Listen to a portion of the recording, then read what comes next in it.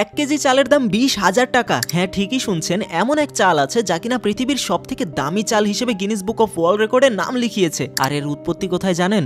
সূর্যোদয়ের দেশ জাপানে। তো আসলে এই অনন্য চালের গল্প শুনি। বিশ্বের বেশিরভাগ এশিয়ান দেশের মানুষের প্রধান খাবার ভাত। বাজারে তো কত রকমের চাল পাওয়া যায়, আর সেখানেও সব থেকে দামি যেগুলো রয়েছে সেগুলোর দামও 100 থেকে 200 টাকার মধ্যেই সীমাবদ্ধ থাকে। তবে কিভাবে একটা চালের দাম 20,000 টাকা হয়, এই প্রশ্ন কিন্তু সবার মনেই আসে। এই বিশেষ চালের নাম কিনমি প্রিমিয়াম রাইস। এটি জাপানে চাষ করা হয়। অডিটি সেন্ট্রাল নামের এক ওয়েবসাইট জানিয়েছে এই চালের অনন্য মান আর উচ্চ মূল্যের জন্য এটি গিনেস বুক অফ ওয়ার্ল্ড রেকর্ডে স্থান পেয়েছে। তাহলে এর দাম এত বেশি কেন? কারণটা জানলে আপনি সত্যি অবাক হবেন। এই চালের ভাতে রয়েছে প্রচুর পুষ্টি, বিশেষ করে এতে 6 গুণ বেশি এলপিএস থাকে, যা মানুষের রোগ প্রতিরোধ ক্ষমতা বৃদ্ধি করতে সাহায্য করে। প্রচলিত চালের তুলনায় 18 গুণ বেশি। ভিটামিন B1 এর মাত্রাও 7 গুণ বেশি। বাদামের মতো ফ্লেভার আর মৃদু সুগন্ধ।